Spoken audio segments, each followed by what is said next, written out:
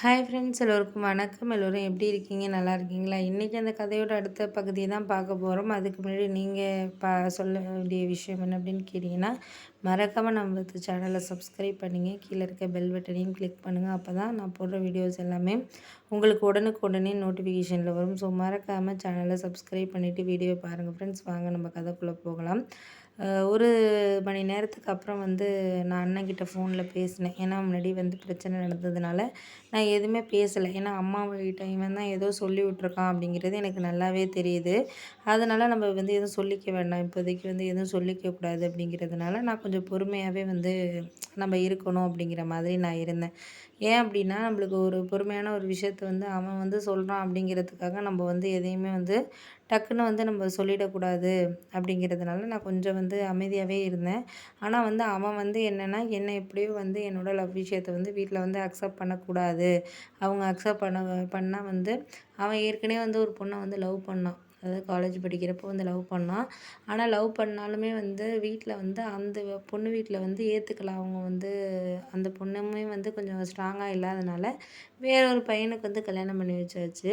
அதுக்கு அவன் என்ன நினச்சிக்கிட்டான்னா, அவன் லவ் மேரேஜ் பண்ணாததுனால அப்படி நடந்ததுனால மற்றவங்களும் லவ் பண்ணி மேரேஜ் பண்ணிக்கக்கூடாது அப்படிங்கிற மாதிரி ஒரு எண்ணம் இருந்துக்கிட்டே தான் அவனுக்கு இருந்துச்சு.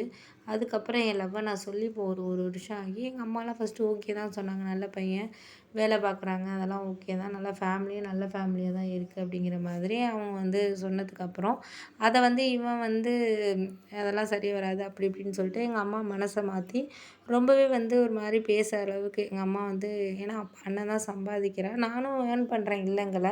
இருந்தாலும் அவன் கிட்டத்தட்ட 60,000 சம்பாரித்து எங்கள் அம்மாவுக்கு தான் அப்படியே அனுப்புகிறான். அதனால் இப்போ வீடு கட்டிக்கிட்டு இருக்காங்க. எல்லாமே அவன் தான் பார்த்துக்கிறதுனால பையன் பேசுகிறது தானே கேட்பாங்க நிறைய வீடுகளில். அது மாதிரி இருக்கனால அவன் எல்லா முடிவும் எடுக்கிற மாதிரி ஒரு இதில் இருந்தாலும் அம்மாவா வேண்டான்னு சொல்கிற மாதிரி அவன் நினச்சிக்கிட்டு இது பண்ணிக்கிட்டு இருக்கிறதுனால எதுவுமே அவன் இது பண்ணாத மாதிரி இது பண்ணிகிட்டு இருந்தான். சரி, ஓகே, நம்ம இப்போதைக்கு எதுவும் பேசுகிற இதில் இல்லை அப்படின்னு சொல்லிட்டு நான் அதுக்கப்புறம் நான் லவ் பண்ணுற பையனோட அம்மா அப்பா கிட்டே போய் பேசி அவங்க எங்கள் வீட்டில் பேசுகிற மாதிரி செஞ்சேன். அப்போயுமே எங்கள் அம்மா நாங்கள் பார்த்துட்டு முடிவு பண்ணி சொல்கிறோம் அப்படிங்கிற மாதிரி தான் அவங்கக்கிட்ட பேசினாங்க.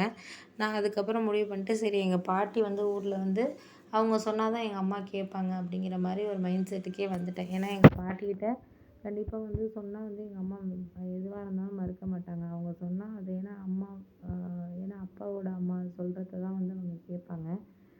இன்னொரு விஷயம் பாட்டி பேரில் தான் எல்லா லேண்டு எல்லாமே ப்ராப்பர்ட்டிலாம் இருக்கிறதுனால அவங்க சொல்கிறத கேட்டால் தான் அதெல்லாம் உங்களுக்கு கிடைக்குங்கிற ஒரு எண்ணத்தில் இருக்கிறதுனால, இல்லாட்டினா எங்கள் சித்தப்பாவுக்கு எல்லாத்தையும் செஞ்சுருவாங்க கோவத்தில் அப்படிங்கிறனால எங்கள் அம்மா எந்த விஷயத்துல இருந்தாலும் அவங்களுக்கு சொல்கிறத ஓரளவு முடிஞ்ச வரைக்கும் அவங்க சொல்கிறத தான் கேட்பாங்க, ஒரு சாதாரண விஷயமா இருந்தாலும். அதனால நான் என்ன யோசிச்சேன்னா, நம்ம பாட்டியை போயிட்டு அவங்கக்கிட்ட நம்ம ஏன்னா என்ன அவங்களுக்கு ரொம்ப பிடிக்கும்.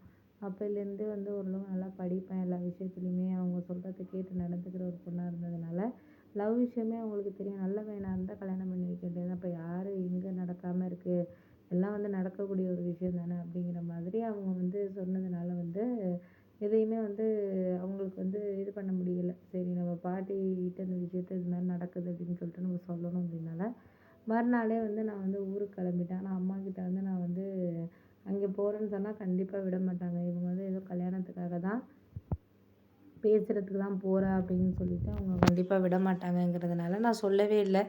நான் ஒரு மீட்டிங்க்காக ஒரு 1 டே அழைச்சிட்டு போகிறாங்கம்மா, ட்ரிப்பு மாதிரி அப்படின்னு சொல்லிட்டு தான் நான் இருந்தேன். ஏன்னா அண்ணன் கண்டிப்பாக சொல்லிவிடுவான், இவ பாட்டியை பார்க்க போனால் கண்டிப்பாக இவ வர்றதுக்கான வாய்ப்புங்கிறது எப்படியும் கல்யாணத்துக்கு சம்மதிக்கிறதுக்கு தான் வருவா அப்படின்னு சொல்லிட்டு இது பண்ணுவான் அப்படின்னோடனே, சரி பார்த்துக்கலாம், நம்ம ஓரளவு முடிஞ்ச வரைக்கும் பார்ப்போம் அப்படிங்கிற மாதிரி சொல்லிகிட்டு இருந்தான். அதனால் நான் அன்னைக்கு அவனுக்கும் ஆஃபீஸுங்கிறதுனால எதுவுமே சொல்லலை அவன். கொஞ்சம் எது நடந்தாலும் நடக்கட்டும், பார்த்துக்கலாம் அப்படிங்கிற மாதிரி சொல்லிவிட்டோன்னே நானும் கொஞ்சம் அதுக்காகவே இருந்தேன். சரி, இவன் ஃபோன் பண்ணாதப்ப தான் நம்ம டக்குன்னு கிளம்ப முடியும் ஆஃபீஸுக்கு, அது இதுன்னு சொல்லிட்டு தான் நம்ம கிளம்ப முடியும் அப்படிங்கிறதுனால நான் முடிஞ்ச வரைக்கும் நம்ம பொறுமையாக இருப்போம் அப்படிங்கிற மாதிரி இருந்தேன்.